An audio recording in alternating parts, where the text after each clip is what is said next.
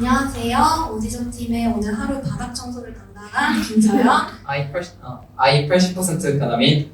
이 80% 김지우. 피곤한 도지훈입니다.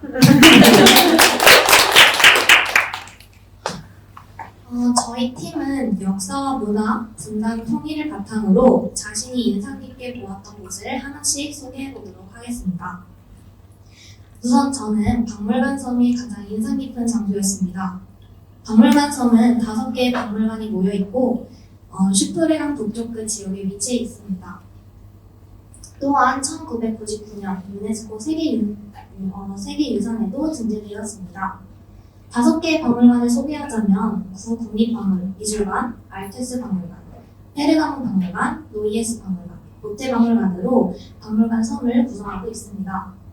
그중 제가 조금 더 구체적으로 설명할 곳은 노이에스 박물관입니다. 이 박물관은 1855년에 12년에 걸쳐 건립된 건물이고 베를린 신박물관이라고 부르기도 합니다.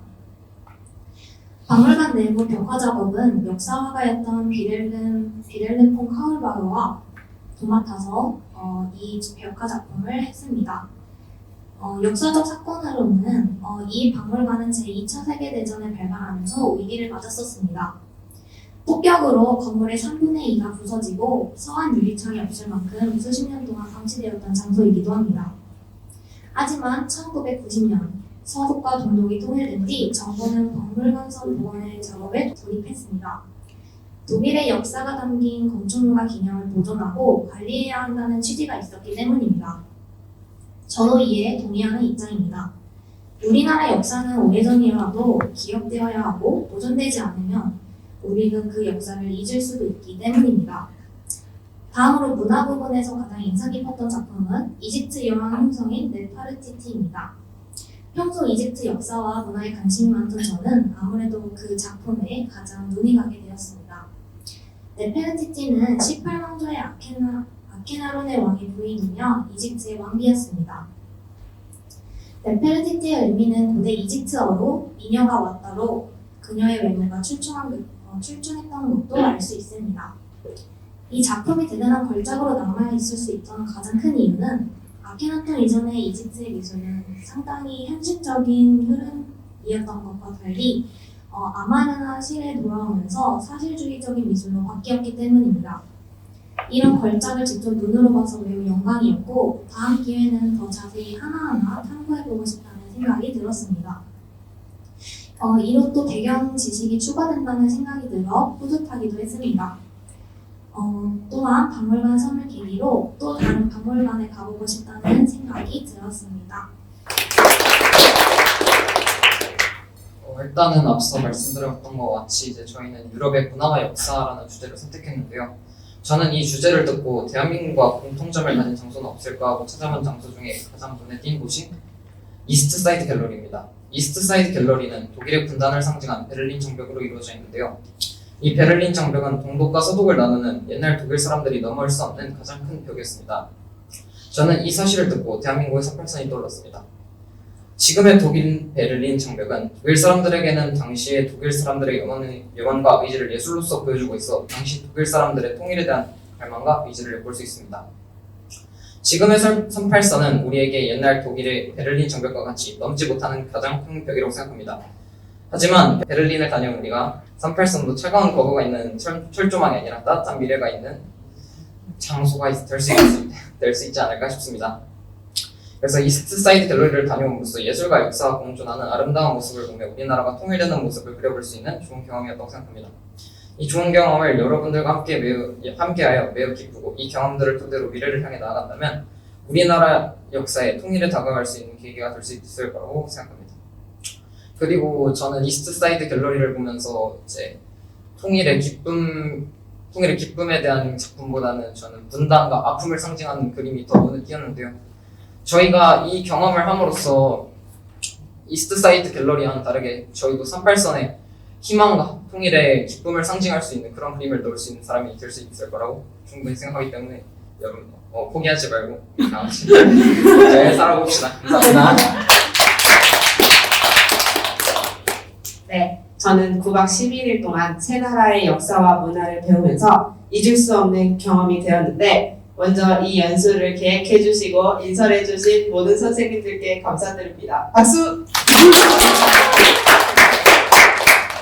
저는 세 나라의 문화지 그리고 경험했던 모든 경험들이 다 너무 좋았지만 그중 가장 인상 깊었고 뜻깊었던 장소는 독일 켈른에 있는 루드비 박물관이 가장 기억에 남습니다. 루드비 박물관은 20세기 모던 아트 작품을 전시하고 있는 미술관입니다. 이곳은 유럽에서 피카소, 파블로의 작품이 가장 많은 미술관이기도 합니다. 평소 현대미술에 대해 관심이 많았고 실제로 작품들을 보고 싶었는데 루드비 박물관에 있는 유명한 작품들을 보면서 미술 세계에 빠지는 시간을 가질 수 있었습니다. 그중 가장 기억에 남는 작가는 바로 피카소 작품들입니다. 언뜻 보면 어떤 내용을 표현한 건가 싶지만 자세히 보면 조화로운 색감과 감정들이 그림에 보여서 작품에 집중할 수 있었던 시간을 가졌습니다. 피카소 작품들도 물론 멋있었지만 앤디 워홀 등 많은 작가들의 현대미술 작품은 너무나 아름다워서 예술 역사 문화를 잘 배울 수 있었습니다. 처음으로 유럽으로 온 게 좋은 선생님들과 좋은 친구들 덕분에 재밌는 기억만 품고 제가 잘 성장할 수 있을 것 같습니다. 이 연수를 통해 많은 역사와 문화를 알게 됨으로써 제 꿈에 한 발짝 더 다가갈 수 있었습니다. 이 기억을 평생 품고 저는 제 꿈을 향해 계속 달려나갈 계획입니다. 다음 지훈이한테 드리겠습니다.